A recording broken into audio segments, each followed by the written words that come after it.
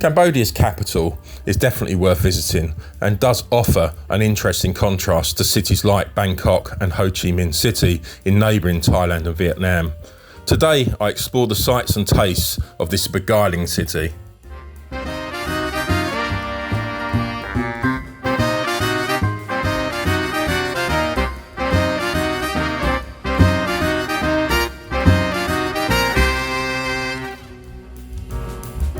Cambodia was a French colony and experienced occupation by the Japanese in World War II.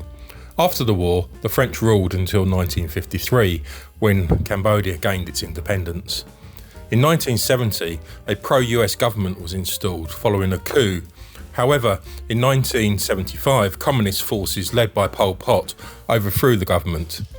In the Khmer Rouge era, many Cambodians died of malnutrition, disease and overwork, as well as suspected enemies of the state being purged. In 1979, the Vietnamese invaded Cambodia, establishing a protectorate which lasted 10 years. Cambodia came under UN protection for a time, leading to elections in 1993. Since that time, Cambodia is a constitutional monarchy ruled by a coalition government supported by massive foreign aid. US dollars are the main currency used in Cambodia, although expect your change to be given in the local real currency.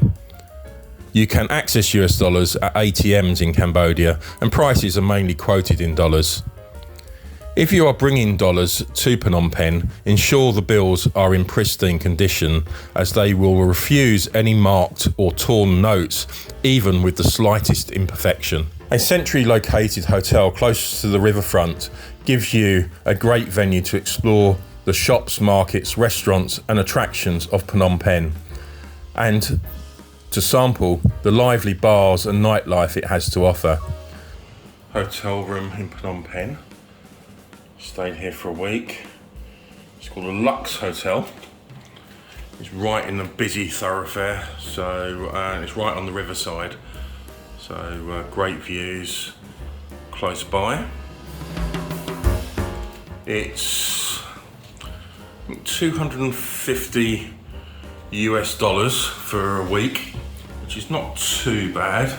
It's not the cheapest, but it's a reasonable price hotel. You can get cheaper, but not as nice accommodation.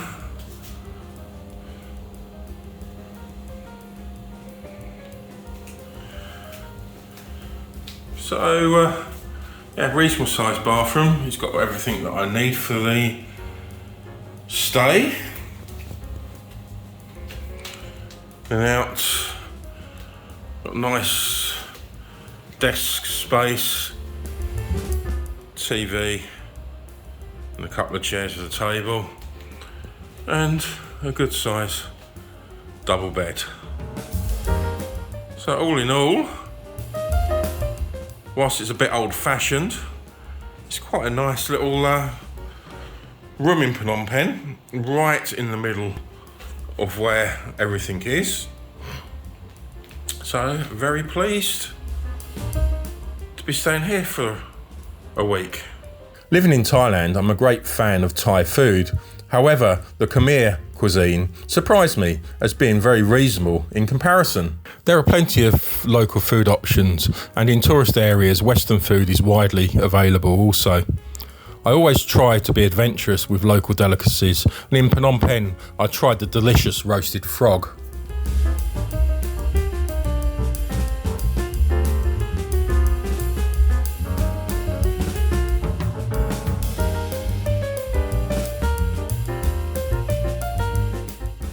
Getting around Phnom Penh is cheap and easy, and if you are staying centrally and can stand the heat and humidity, a lot of places are walkable. Tuk-tuks are my preferred way of getting around the city, although be prepared to negotiate hard for the best price. I take an air-conditioned taxi for longer journeys.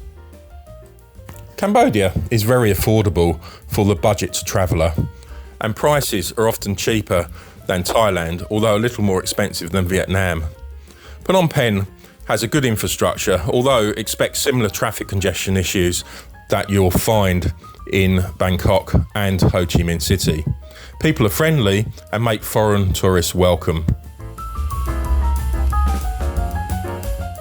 My first stop was to visit the beautiful Wat Phnom Buddhist temple situated in a forested city park on top of a hill.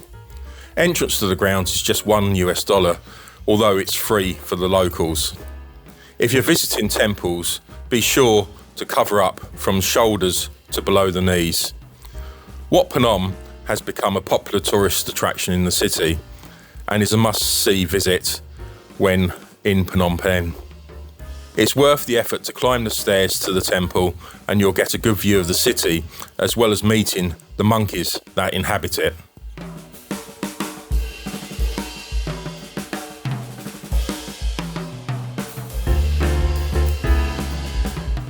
The Russian market is the place to shop for your souvenirs and to pick up a bargain, although you'll need to employ your negotiating skills to get a good deal. You can also pick up great food and at low prices in the surrounding area, which is full of interesting cafes, bars and cool hangouts where you can beat the heat in the air-conditioned indoor venues. This extensive market, whilst predominantly indoors, is hot and wandering around can get crowded and uncomfortable.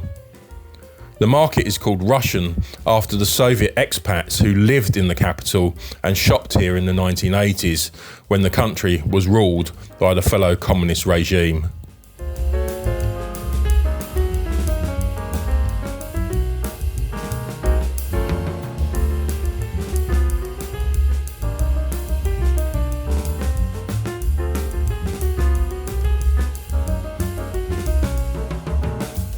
If you're in Phnom Penh, it's essential to learn more about the life experienced by locals under the revolutionary leader Pol Pot and the Khmer Rouge. Mass killings of perceived government opponents, coupled with malnutrition and poor medical care, killed between 1.5 and 2 million people, approximately a quarter of Cambodia's population. Visit the Tuol Sleng Genocide Museum in Phnom Penh on the site of the S21 Interrogation and Detention Centre to get a better understanding of what life was like for the prisoners incarcerated in this former high school building. You'll get to meet survivors of the genocide who are on site to sell their books detailing their life in this time. Overall, the visit to the S21 Centre is a harrowing experience, but it's important that the story of the atrocities that occurred here within my own lifetime are not forgotten.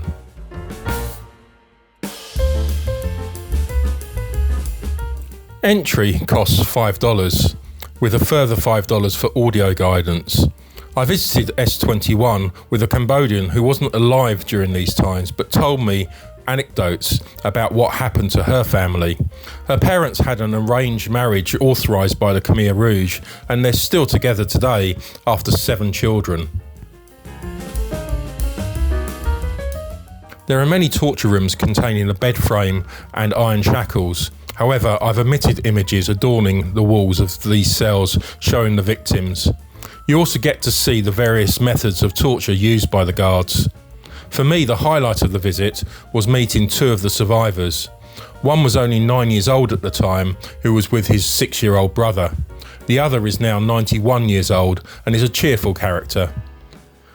We are losing the opportunity to talk to veterans of World War II and the Vietnam War, so take every chance you can to ask questions and take an interest in their stories.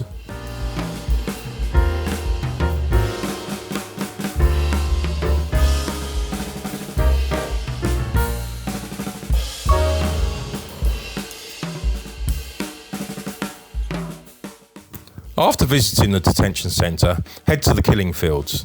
The vast majority of those forced into the countryside were made to work as agricultural slave labourers in a federation of collective farms. These are now known as the killing fields because so many workers died or were murdered there.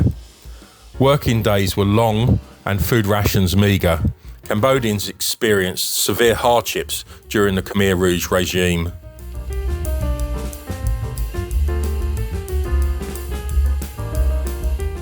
It is located 11 miles south of Phnom Penh and takes around 1 hour in a tuk-tuk to get here. This is the best known of the 300 or so killing fields in Cambodia. When visiting this place, dress appropriately and respectfully. I saw Western ladies in bikini tops and shorts, and frankly I was surprised they were allowed to enter. There are some restaurants outside the centre to grab some delicious local food. At the Tuol Sleng Genocidal Centre, you can wander around the execution and burial sites of victims of the Khmer Rouge, which has signs in English explaining what happened here. The most shocking sights were the glass-walled stupa full of over 5,000 human skulls, and the killing tree where infants were bashed to death. In extreme cases, the children and infants of adult victims were killed by having their heads bashed against the trunks of chankira trees, and they were thrown into the pits alongside their parents. The rationale was to stop them growing up and taking revenge for their parents' deaths. Today, birds sing in this tranquil place. However, let's not forget what happened here. Many may debate whether it's right to make money from dark tourism sites such as the killing fields. However, in my view, education is such a powerful tool, and many will benefit from having a better understanding of the events that occurred in Cambodia under the Khmer Rouge regime. Phnom Penh is an enchanting place to visit and offers a lot for travellers wishing to experience Cambodia. Although for a true immersion into the Khmer culture, you'll need to get out of the city, and that's what I'll do in my next video when I visit the southern province of Pol Pot.